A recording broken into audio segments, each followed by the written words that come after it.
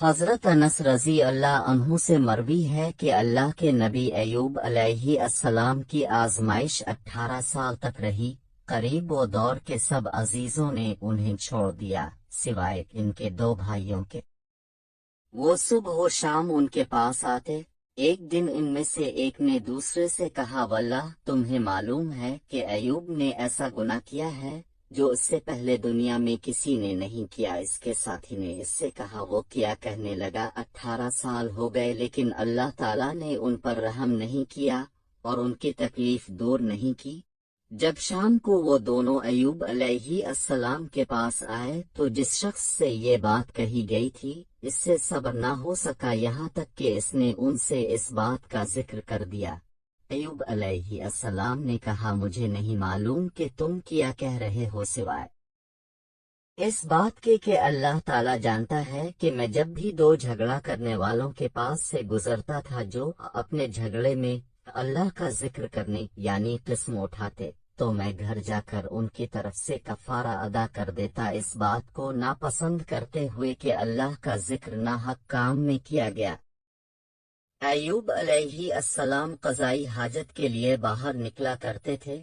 جب وہ قضائی حاجت کر لیتے تو ان کی بیوی گھر آنے تک ان کا ہاتھ پکڑے رکھتی۔ ایک دن انہوں نے دیر کر دی اور ان کی طرف وحی کی گئی کہ سورۃ سواد، اپنا پاؤں مارو، یہ نہانے اور پینے کا ٹھنڈا پانی ہے۔ ان کی بیوی کو ان کی تاخیر کا احساس ہوا تو وہ انہیں دیکھنے نکل پڑیں۔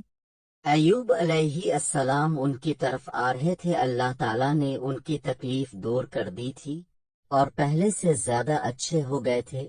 جب ان کی بیوی نے انہیں دیکھا تو کہنے لگے، اللہ تمہیں برکت دے، کیا تم نے مصیبت زدہ اللہ کا نبی دیکھا ہے؟ واللہ وہ اسی راستے پر گیا تھا۔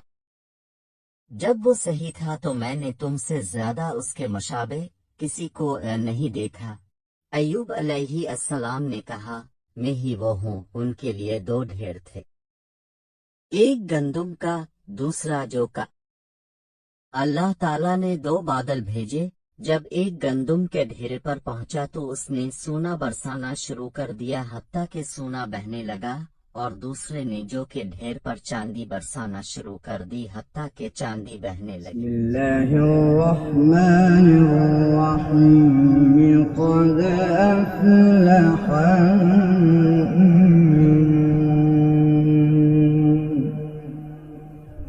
الذین هم فی صلاتهم خاشعون۔